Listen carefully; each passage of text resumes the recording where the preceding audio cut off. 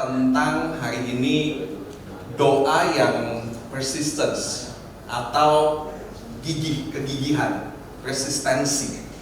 Nah, bicara soal kegigihan, maka kita tahu bahwa persistence atau gigih atau tekun, ya, ini adalah satu hal yang susah-susah gampang, ya, karena di dalam ketekunan itu ada waktu yang akan menguji semuanya.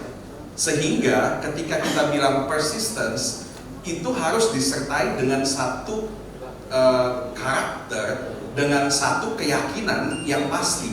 Karena kalau nggak pasti, kalau kita nggak yakin, kalau kita nggak punya kekuatan, kalau kita nggak punya keyakinan, ya, akan susah kita untuk persistence, akan susah kita untuk gigih. Nah, kita mau bicara tentang doa yang tekun, doa yang persisten. Dan kita tahu ya bahwa tadi sempat disinggung juga sama Nike, ya, bahwa tema bulan ini adalah kita berdoa. Nah, berdoa itu adalah satu hal yang wajib dilakukan oleh orang Kristen. Di sini semua Kristen, ya. Ini adalah hal yang wajib. Berdoa itu adalah salah satu atau mungkin banyak, ya, kita bisa berkomunikasi dengan Tuhan, tapi yang paling intens, yang paling memungkinkan berkomunikasi dengan Tuhan itu adalah lewat doa. Bahkan kita pasti sering dengar doa itu adalah nafas dari orang Kristen, betul? Ya, nafas orang Kristen. Bicara soal nafas, tentunya kita bernafas itu untuk apa? Menarik oksigen, betul? Menarik oksigen supaya apa? Seluruh organ tubuh kita ini, ya, berfungsi dengan baik. Semua organ tubuh di dalam kita ini, hati, jantung, limpa, pankreas, paru-paru, ya, apalah semua bagian dalam tubuh kita itu butuh oksigen untuk dia bisa bekerja dengan baik. Kalau orang meninggal karena tidak bernafas, ya, itu bukan karena nggak nafasnya, tapi karena kegagalan dalam organ-organ tubuhnya, karena kekurangan oksigen tadi. Nah, teman-teman, ya, tanpa oksigen kita mati. Sehingga, ya, oksigen kita itu adalah Tuhan, karena Dia itu sumber kehidupan kita, dan cara mendapatkan oksigen itu adalah dengan cara bernafas. Bernafas itu adalah doa. Kayak begitulah ya kira-kira analoginya. Sehingga kalau kita nggak berdoa, ya, kita bisa gagal entah mana dulu deh, gagal jantung kah, gagal paru-paru, mana yang paling lemah dulu deh, ya. Akan kekurangan oksigen, otak kita kekurangan oksigen, sehingga membuat kita akan mati. Sehingga itulah pentingnya kita berdoa. Jadi teman-teman, kita mesti rajin, ya. Kita harus rajin berdoa. Tapi begini, ya, di dalam doa itu ada banyak sekali misteri yang saya sendiri itu nggak bisa menjelaskan. Di dalam kita berdoa, doain orang lain, doa buat diri sendiri, ya. Saya suka kadang-kadang dipanggil untuk berdoa orang sakit lah, berdoa untuk kantor lah, apalah macam-macam, ya. Dan ada banyak sekali misteri yang saya sendiri nggak bisa jelaskan. Contohnya, ada yang doa minta sembuh, ya. Begitu saya datang, waduh, selang di mana-mana, gitu ya. Ya, dengan iman aja sih, ya, Tuhan sembuhkan. Malamnya telepon, Pak udah meninggal, Pak. Nggak usah datang lagi, nggak usah doain lagi, gitu ya. Dengan nggak tahu deh, kadang-kadang dengan nada kesel, gitu ya.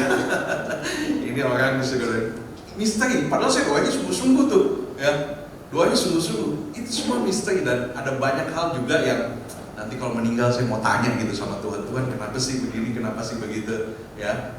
Ada juga kadang-kadang doa minta diserahkan, jadi keluarga sudah bilang, ayo Pak Pendeta, tolong doa supaya cepat mati, gitu ya. Kasar-kasarnya gitu ya, tapi halusnya kan biar diserahkan, semua keluarga sudah rela, gitu ya. Tapi biar, ya, karena ya sudah hidupnya dengan hanya tergantung alat, gitu ya.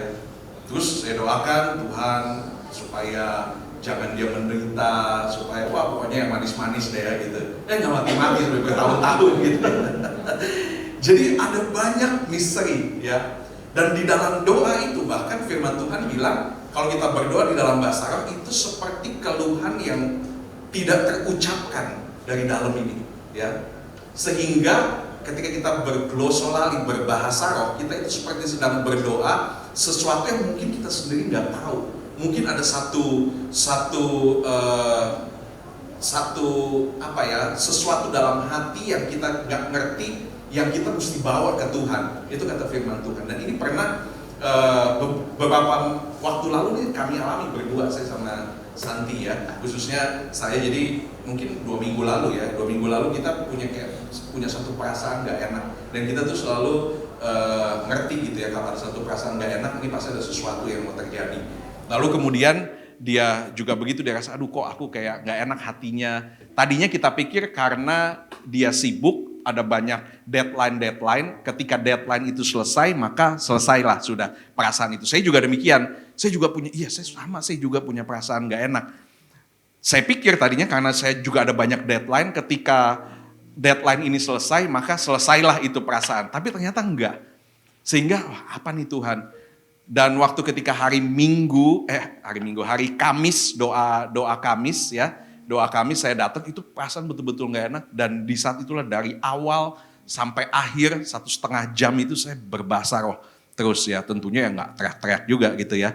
Jadi saya sendiri duduk di dalam hati ya, berbahasa roh ini. Dan saya tahu bahwa ada sesuatu, dan benar saja ya, beberapa waktu lalu ada sesuatu yang akhirnya kami berdua tahu, oh ini nih masalahnya nih. Sehingga tapi kita sudah di-prepare dulu hatinya, ya sudah dipersiapkan hatinya. Ya, doa itu penuh dengan misteri. Ya, ada juga yang ketika kita berdoa, kita mendoakan orang lain, atau kita berdoa untuk diri kita sendiri, maka muncullah kata-kata hikmat yang menjadi nasihat buat orang lain. Itu bisa juga terjadi. Ya, istri saya pernah ya suatu saat ya ketika dia ujian waktu masih di UK ya, ibu gembala kami itu datang dan mendoakan dia dengan kata-kata yang gak biasa. Biasanya kan Tuhan berikan hikmat, Tuhan berikan kekuatan, berikan damai sejahtera, itu biasa. Tapi tiba-tiba dia berdoa dengan sesuatu yang kata-kata yang tidak biasa, dan itulah yang menjadi ketakutan dia, menjadi kekhawatiran dia, sehingga dia jadi kuat lagi. Nah seringkali di dalam doa pun demikian. Ada kata-kata yang Tuhan kasih yang akhirnya bisa itu menjadi satu perkataan hikmat dan menguatkan orang lain. Itulah kenapa kalau doa itu jangan dihafalin saudara. Ya, doa itu nggak ada patternnya, nggak ada mesti depannya Allah Bapa kami dalam surga gitu ya. Atau ini ya, itu nggak ada patternnya. Yang ada adalah apa yang Tuhan kasih dalam hati, jadi doa dengan jujur. Kalau ketika kita berdoa. Nah itu doa penuh misteri. Dan kerinduan Tuhan tadi ya, lagu tadi, berseru memanggil namamu, berdoa dia akan segera menghampiri dirimu. Jadi kerinduan Tuhan adalah Tuhan mau kita berdoa dan dia mau cepat-cepat menjawab doa kita. Dia mau menjawab doa kita. Firman Tuhan bilang, cari maka engkau akan mendapatkan. Lalu apa? Minta, ya, maka engkau akan menerima. Ketuk, pintu akan dibukakan. Dan Tuhan itu bukan gak pernah terlambat di dalam pekerjaannya. Kita tahu rancangan Tuhan itu adalah rancangan yang sempurna. Waktu Tuhan itu adalah waktu yang paling tepat. Sehingga dia itu mau bersegera untuk menjawab setiap apa yang kita panjatkan, apa yang kita doakan. Ya, dan yang menjadi pertanyaan sekarang begini, kenapa Tuhan mau kita berdoa lebih dari 1 kali? Atau dengan kata lain, persistence. Kenapa Tuhan mau kita itu berdoa berulang-ulang kali? Ya. Kenapa saya harus minta berulang-ulang dan permintaan yang sama lagi? Kalau memang Tuhan itu mendengar doa dan juga menjawab doa. Dan Tuhan juga rindu untuk jawab doa kita cepat-cepat gitu. Karena dia mengasihi kita. Tapi pada kenyataannya, bukankah kita kadang-kadang ada satu keadaan yang kita harus berdoa, berminta sama Tuhan, permintaan yang sama, berulang-ulang, dan Tuhan tuntut kita untuk persisten, untuk gigih, untuk tekun berdoa. Nah ini, sekali lagi, doa itu penuh misteri. Kenapa kita nggak minta satu kali aja, Tuhan dengar, terus Tuhan jawab. Kan kita bisa minta yang lain tuh ya. Jadi banyak gitu ya. Tapi ini minta itu sampai berkali-kali. Ya. Sudah. Minta berkali-kali ya. Minta sampai berulang-ulang satu permintaan yang sama. Di dalam firman Tuhan ya, Tuhan pernah kasih satu parabel, satu perumpamaan, Lukas 18 ayat 1 sampai 8. Begini. Ya, Lukas 18 ayat 1 sampai 8. Tentang kenapa kita harus berdoa dengan tidak jemu-jemu. Ya, tidak jemu-jemu itu artinya persistence. Yesus mengatakan satu perumpamaan kepada mereka untuk menegaskan bahwa mereka harus selalu berdoa dengan tidak jemu-jemu. Katanya, dalam sebuah kota, ada seorang hakim yang tidak takut akan Allah dan tidak menghormati seorang pun. Dan di kota itu ada seorang janda yang selalu datang kepada hakim itu dan berkata, belalah aku terhadap lawanku. Beberapa waktu lamanya hakim itu menolak. Tapi kemudian dia berkata dalam hatinya, walaupun aku tidak takut akan Allah dan tidak menghormati seorang pun, namun karena janda ini menyusahkan aku, baiklah aku membenarkan dia supaya jangan terus saja ia datang dan akhirnya menyerang aku. Ya, jadi ini Yesus sedang memberikan satu perumpamaan. Minta terus, walaupun orang ini bukan orang baik, hakim ini hakim korup, ya, hakim ini hakim yang nggak peduli, ya. Tetapi ketika ada seorang janda ini bicara tentang orang yang lemah, yang mungkin nggak punya lagi kekuatan gitu ya. Jadi, tapi orang yang hakim yang besar, yang agung, kemudian ada seorang yang tidak berdaya minta sesuatu. Ya, dengan penuh kegigihan, kita baca terus ya. Kata Tuhan ayat yang ke-6, camkanlah apa yang dikatakan hakim yang lalim itu. Tidakkah Allah membenarkan orang-orang pilihannya? Di dalam bahasa Inggris, ya, itu Allah membenarkan orang-orang pilihannya loves you deeply, ya, dicintai engkau begitu dalam. Ya, yang siang malam berseru kepadanya, dan adakah ia mengulur-ulur waktu sebelum menolong mereka? Aku berkata kepadamu, ia akan segera membenarkan mereka. Akan tetapi jika anak manusia itu datang, adakah ia mendapati iman di bumi? Jadi ini satu kisah tentang bagaimana tadi ya kita sudah baca, orang yang seorang janda, seorang yang membutuhkan sesuatu, ya. Dia berulang kali siang malam udah ditolak, didiemin, dicuekin, tapi dia persistence, dia gigih untuk kemudian terus minta sesuatu, minta perkara pengadilan ini. Dan Yesus mengumpamakan itu ya, memberikan satu perumpamaan ini tentang satu doa yang tidak jemu-jemu. Dan pada akhirnya dia katakan, adakah ia mendapati iman di bumi? Sekali lagi saudara ya, tentang doa yang gigih, doa yang tekun, doa yang tidak jemu-jemu. Kolose 4 ayat 2 bilang begini, bertekunlah, ya, Kolose 4 ayat 2, kalau dalam bahasa Inggris itu be persistent, bertekunlah dalam doa, dan dalam pada itu berjaga-jagalah sambil mengucap syukur. Nah, jadi ketika kita berdoa ada kata berjaga-jaga. Nah, ini yang saya mau sharingkan sesuatu. Ini luar biasa loh, ya. Jadi saudara bisa catat, bisa taruh. Kalau nggak punya catatan di ini, taruh di dalam loh hatimu gitu ya. Karena ini hikmat nih, ya. Jadi ini harta nih. Ini nggak datang 2 kali. Khotbah kedua kali udah beda lagi nih. Karena ini bukan sesuatu yang saya hafal gitu, tapi benar-benar saya dapetin dari Tuhan. Nah, apa sih yang Tuhan cari iman tadi, dan kemudian berjaga-jaga tadi ketika kita sedang bertekun.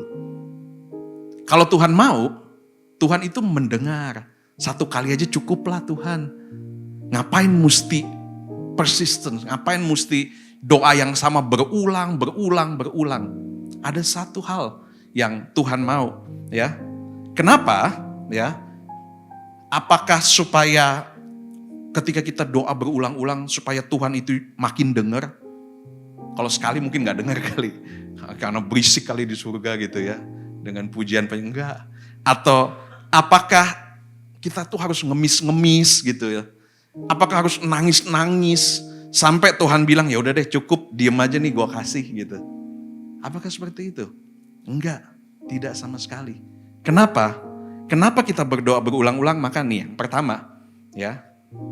Saya nggak bikin ininya ya, tapi ya itulah ya, taruh di loh hati ya, catat kalau. Yang pertama itu attention atau perhatian, ya.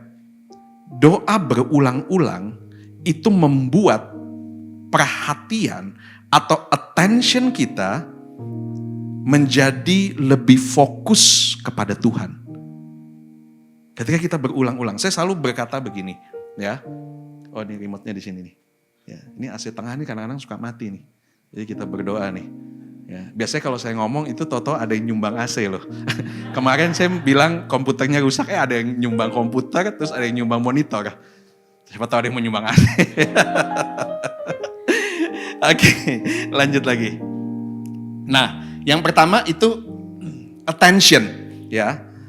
Saya selalu berkata bahwa attention atau perhatian itu adalah pemberian yang terbaik buat orang lain. Untuk keluarga juga, kepada istri, kepada anak, kepada keluarga. Karena apa? Perhatian itu, attention itu adalah waktu. Dan waktu itu adalah hidup kita, betul? Kenapa mahal? Mahal. Kalau kasih uang, itu kita bisa setiap saat kasih gitu ya, bisa habis, bisa kasih ya. Tapi kalau kita kasih waktu, kita kasih attention kita kasih hidup kita, itu gak bisa diputar kembali, gak bisa diulang. Yang hari itu kita berikan, itulah yang kita berikan. Gak bisa gitu, minggu depan itu udah beda lagi, besok udah beda lagi. Dan itulah kenapa ketika kita berdoa berulang-ulang, kita itu seperti memberikan satu attention, perhatian, kita menjadi lebih fokus sama Tuhan. Dan saya mau bilang begini, faktanya adalah, tahukah saudara bahwa Tuhan itu selalu memberikan attention dalam hidupmu. Selalu memberikan perhatian dalam hidupmu. Firman Tuhan kan pernah bilang, mata Tuhan itu menjelajah, di dalam Tawarik kalau gak salah tuh. Menjelajah seisi bumi untuk mencari orang-orang yang mengasihi dia. Artinya Tuhan itu begitu perhatiannya, begitu care-nya sama kita, begitu pedulinya sama kita. Dan kira-kira, ya, jadi saudara itu ada di hatinya Tuhan. Kira-kira tahu gak rasanya cinta bertepuk sebelah tangan? Wah. Dia perhatiin, tapi kita gak perhatiin. Pernah ada yang mengalami? Kayaknya dulu saya waktu SMA tuh ya, pernah. Saya perhatiin dia banget sampai tidur, mimpi ya. Tapi kok kayak dia gak perhatiin saya sih, wah itu sakit tuh. Sakitnya tuh dalam banget ya. Ya, sakitnya tuh aduh. Nah mungkin kira-kira begitulah Tuhan tuh. Kalau perhatian kita itu gak fokus sama Tuhan. Karena kita adalah orang yang sangat dicintai Tuhan.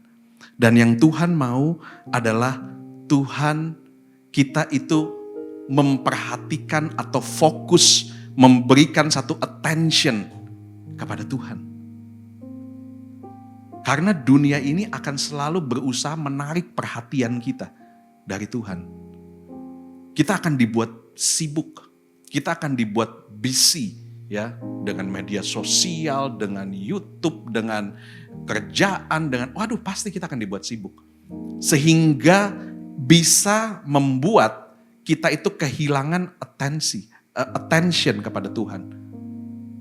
Dan ketika kita doa berulang-ulang, maka kita memberikan satu perhatian, fokus kepada Tuhan.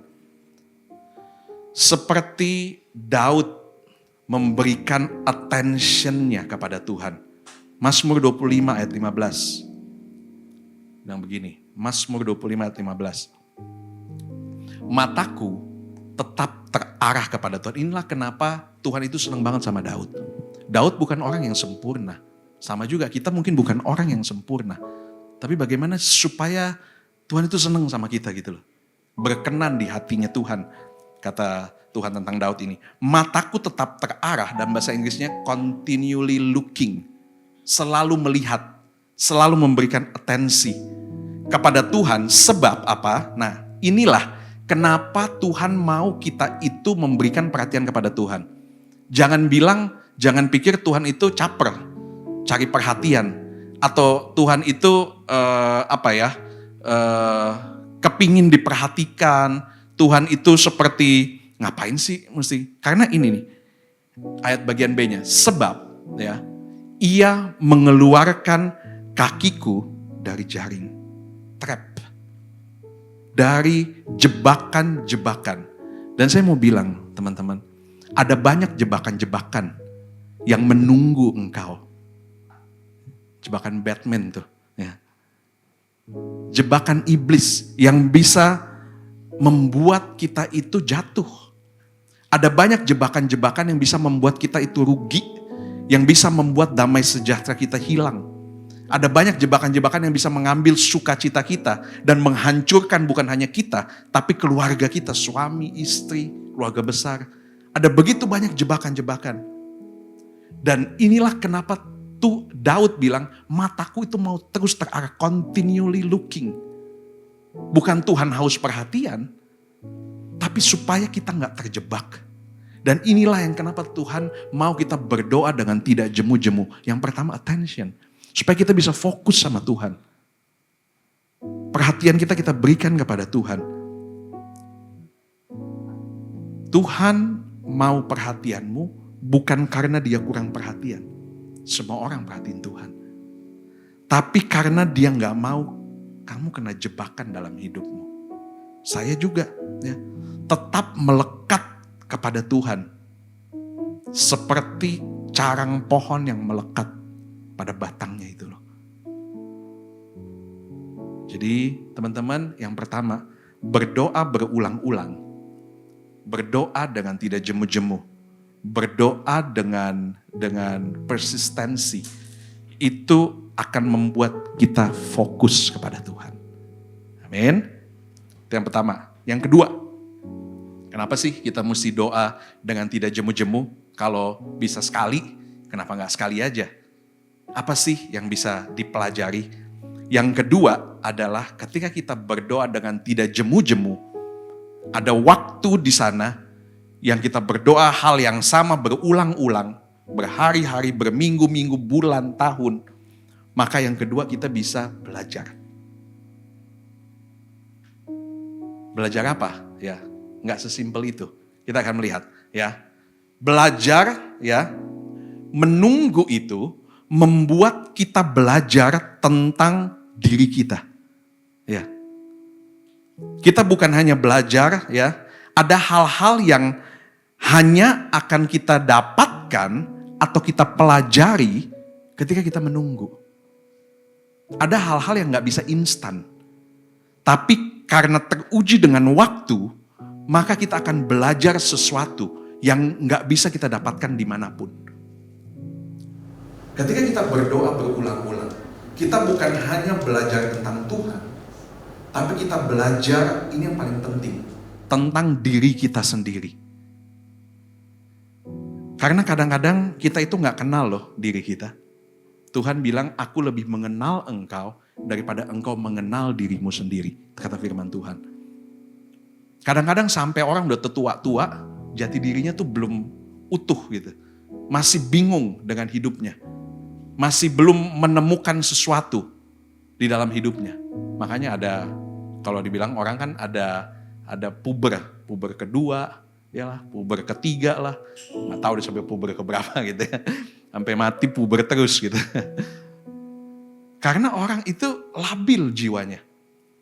Sehingga di dalam kita berdoa menunggu, kita bisa belajar tentang diri kita sendiri. Bayangkan saudara, kalau kita mendapat semua secara instan, kita akan menjadi manusia yang rapuh. Akan menjadi manusia yang gak kuat. Di sini ada banyak orang tua, ya. Ini salah satu parenting skill yang paling utama. Kalau mungkin teman-teman pernah ikut ya seminar, selalu ada hal ini. Parenting skill ini ya, skill untuk jadi orang tua. Jangan selalu beri apa yang anak mau, walaupun engkau bisa melakukannya, betul? Supaya di kemudian hari dia nggak jadi gampang gitu. Jangan selalu beri apa yang anak kita mau, walaupun engkau bisa melakukannya. Karena apa? Anak kita masih kecil. Anak kita itu belum dewasa.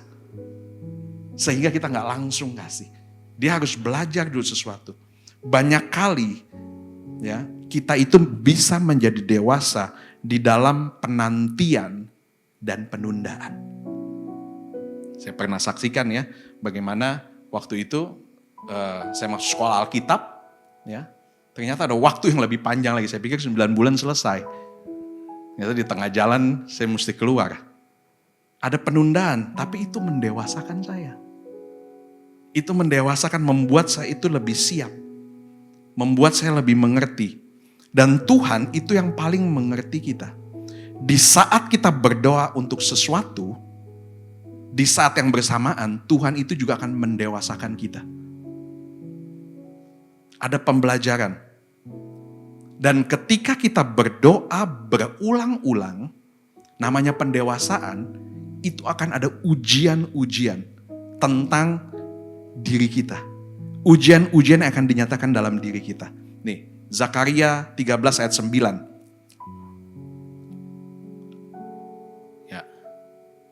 Kitab Nabi Zakaria 13 ayat 9, bagian A saja ya. Aku akan menguji mereka,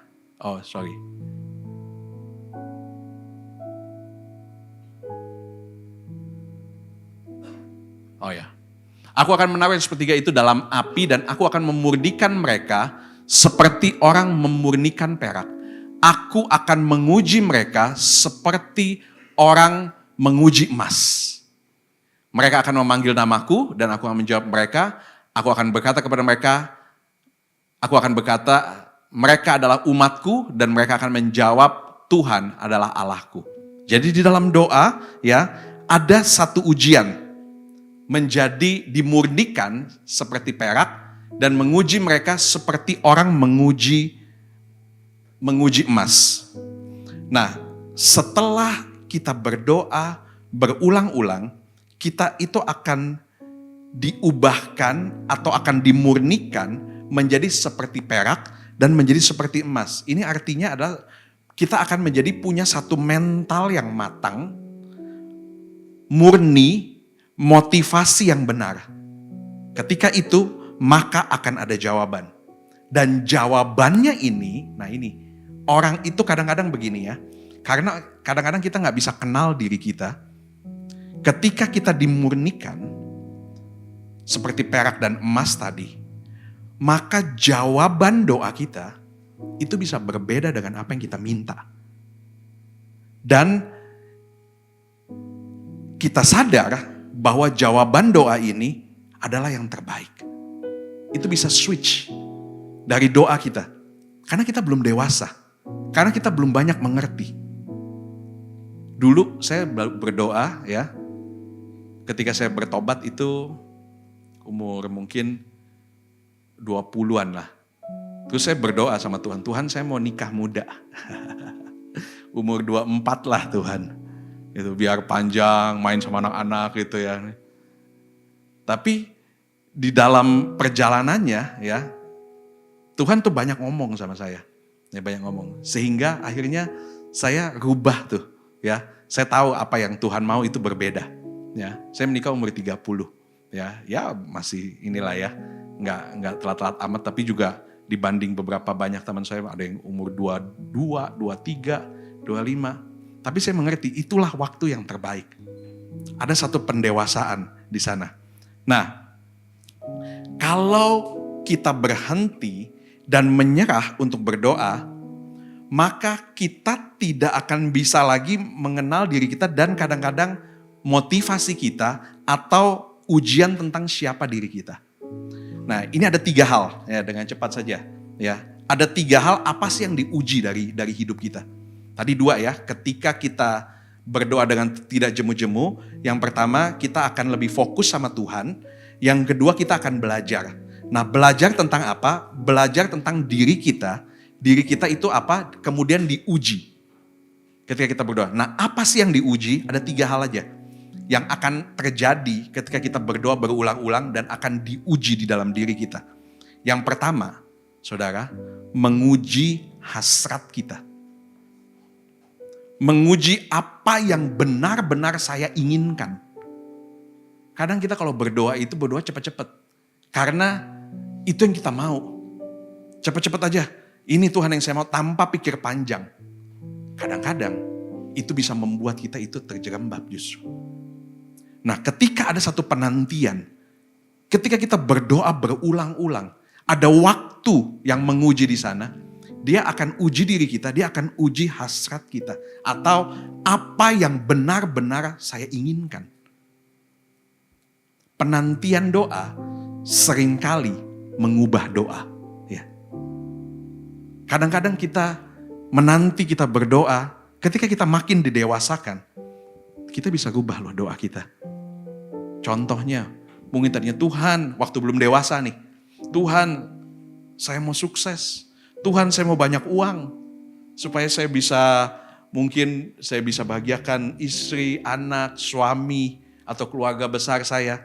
Tapi semakin kita dewasa, terjadi satu perubahan dalam diri kita, bisa jadi itu berubah. Tuhan, walaupun saya belum sukses, tapi sekarang kalau mau sukses, mungkin dengan apa yang ada pada saya mau jadi berkat. Saya udah ngerti, saya harus jadi terang.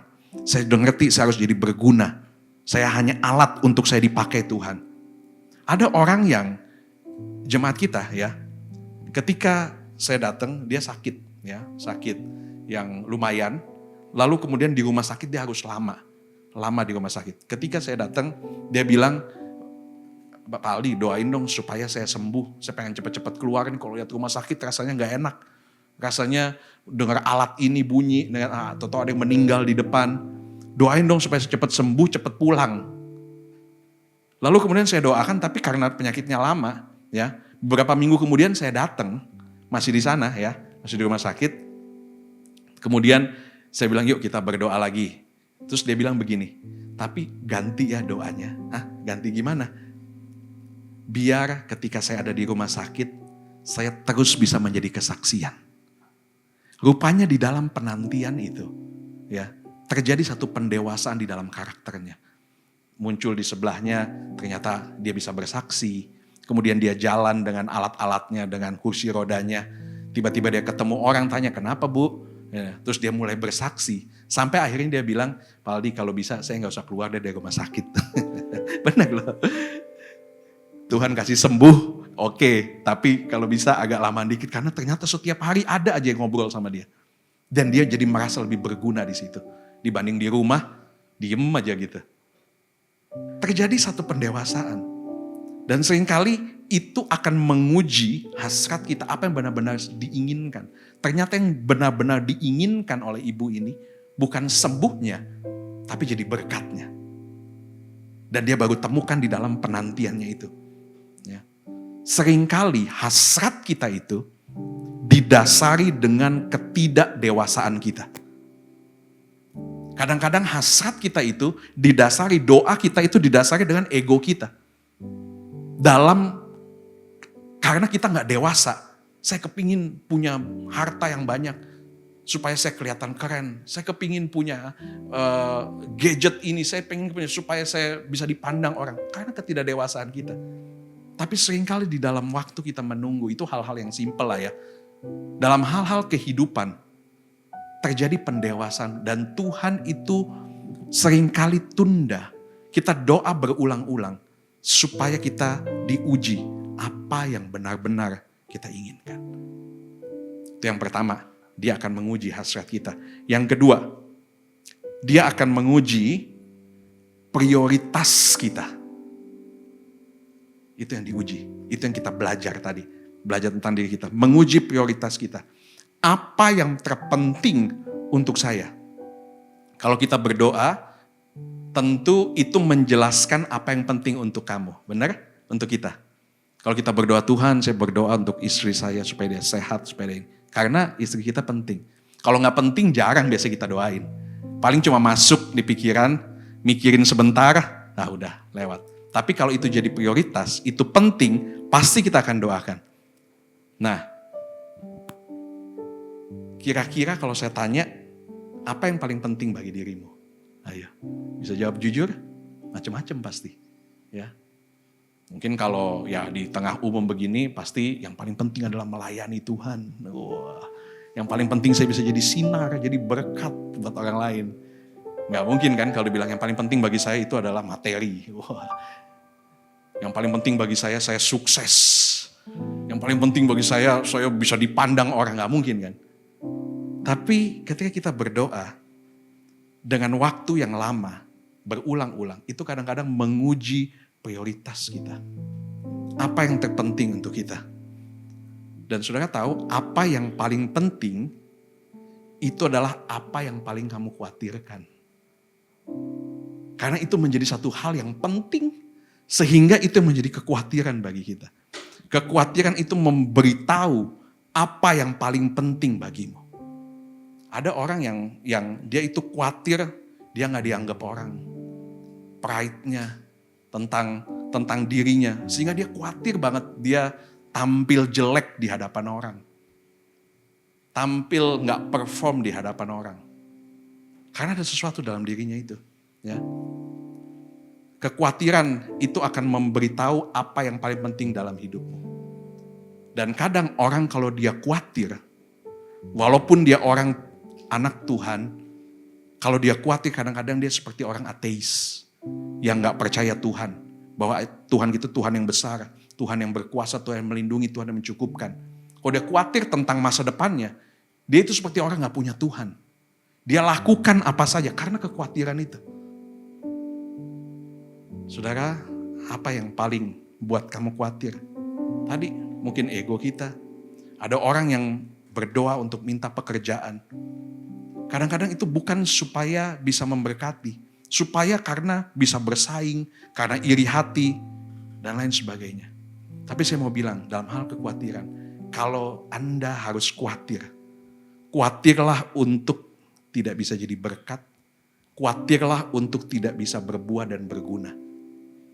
Sehingga itu menjadi hal yang penting dalam hidupmu, dan engkau akan terus membangun manusia rohanimu. Karena kamu khawatir, aduh saya gak bisa jadi berkat nih. Aduh gimana kalau orang tanya, saya gak punya kesaksian. Gimana kalau orang tanya Alkitab, saya gak ngerti. Biarlah itu jadi kekhawatiranmu. Sehingga itu menjadi hal yang terpenting. Sehingga itu yang menjadi prioritas kita. Nah yang kedua, kita belajar bahwa di dalam penantian kita, itu akan menguji prioritas kita. Yang ketiga yang terakhir. Ya, ketiga yang terakhir. Di dalam penantian, kita akan belajar dan akan diuji, menguji kedewasaan kita. Maturity, ya, menguji kedewasaan kita, menguji karakter, menguji seberapa dalam kita bertumbuh, ya. Saya nggak salah ngomong. Ada orang yang bilang seberapa tinggi kamu bertumbuh, tapi bagi saya seberapa dalam kamu bertumbuh. Bertumbuh ke bawah dulu. Bertumbuh ke dalam. Bertumbuh ke dalam itu gak kelihatan. Tapi bertumbuh ke dalam itu membangun sebuah dasar yang kuat.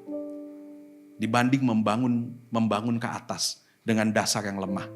Membangun kesuksesan, membangun nama, membangun karakter tanpa didasari dengan sesuatu yang real, yang kuat. Dan di dalam kita menunggu itu akan menguji kedewasaan kita. Saudara pasti kenal, ya, yang punya anak itu pasti kenal nama istilah temper tantrum. Ya, tantrum itu kan sekarang ya, kalau nggak dikasih, immediately secepat itu bisa teriak-teriak, nangis-nangis, guling-guling di lantai. Anak kita kadang-kadang kabur dari rumah. Ada gak ya anak kecil kabur dari pindah negara, pindah gereja, pindah agama, pindah planet. Pokoknya kadang-kadang kan ada yang namanya temper tantrum. Itu tanda apa? Kita gak dewasa. Kalau kita diuji kedewasaan kita, ada waktu, ya. Orang yang gak dewasa itu akan tadi seperti itu. Ketika gak dikasih, belum dikasih, dia teriak-teriak, nangis-nangis, guling-guling di lantai, dan lain sebagainya. Tantrum. Kenapa? Karena anak kecil tidak tahu arti kata menunggu. Orang yang gak bisa tunggu, orang yang gak sabar, itu anak kecil. Kita bisa tetua-tua deh umurnya deh. Saya 45. Tapi kadang-kadang kalau saya gak dewasa, ya, saya gak sabar untuk nunggu. Tapi orang yang dewasa, itu orang yang tenang. Orang yang sabar untuk menunggu. Dan itu yang akan menguji kedewasaan kita. Kenapa? Anak kecil harus segera dipuaskan keinginan hatinya. Betul? Saudara yang punya anak pasti tahu tuh. Ya, harus segera dipuaskan keinginan hati. Kalau enggak dia bisa tantrum tadi. Orang yang tidak dewasa enggak suka menunggu, enggak sabar. Orang yang tidak dewasa pokoknya mau sekarang. Enggak ada duit, pinjem sana sini, pinjol. Pokoknya sekarang. Gimana bayarnya, pikirin nanti. Dan akhirnya apa? Terlibat hutang. Ya. Dan saudara tahu, kita sedang ada di tengah keadaan yang kalau saya mau, saya harus dapatkan sekarang apapun caranya. Banyak. Ya. Tentunya kita tahu bahwa beli rumah penting, kendaraan penting, mobil, motor, HP, gadget, tas, mungkin itu hal yang oke lah, nggak apa-apa. Tapi ada banyak orang yang untuk itu semua diberikan banyak kemudahan sehingga dia nggak perlu menunggu. Ada cicilan ringan lah, pay later lah, apalah semua. Kita itu sedang dibawa ke satu hal yang tidak mendewasakan hidup kita. Untuk menunggu satu proses, itu hal-hal yang kecil sekali lagi. Tapi hal-hal yang lebih penting dalam kehidupan, ada banyak hal-hal yang kita diperhadapkan dengan gak usah tunggu. Ada langkah cepatnya. Di dalam kita berdoa dengan tidak jemu-jemu, kita akan belajar untuk menjadi dewasa. Saudara, ada dua hal tadi ya.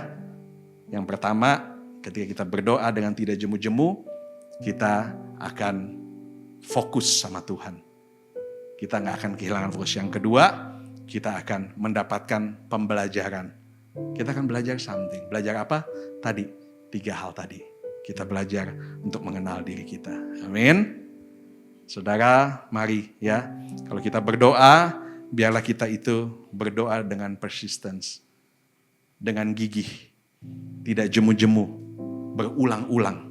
Karena di dalamnya ada sesuatu. Tuhan bisa kok jawab 1 kali aja kita berdoa. Tapi kenapa Tuhan kadang-kadang izinkan kita menunggu dan membuat kita berdoa berulang-ulang? Tadi itu. Hal-hal tadi itu. Kalau saudara kelewatan ya tadi dan saudara mau tanya, saya kasih nih. Saya kasih bahan khotbah saya. Karena kerinduan saya itu benar-benar saya gak mau supaya saya kelihatan pintar. Enggak, tapi saya mau betul-betul apa yang Tuhan kasih dalam hati saya itu saudara bisa tangkap. Saya kasih mentah-mentah nih bahan khotbah saya, silakan saya copy. Kalau sudah benar-benar ketinggalan tadi ya. Tapi ada 1 ayat hafalan. Nah, untuk kita semua, yuk bangkit berdiri. Ayat hafalan. Dan akan kita hafal saat ini juga. Yang jarang baca Alkitab, yang ini suka nggak hafal. Tapi saya yakin pasti hafal lah. 1 Tesalonika 5 ayat 17. Tetaplah berdoa. Coba dimatiin. Siapa tahu nggak hafal. Ya, 1 Tesalonika 5 ayat 17. Amin. Kasih kemuliaan buat Tuhan Yesus. Tetaplah berdoa. Amin. Mari main musik.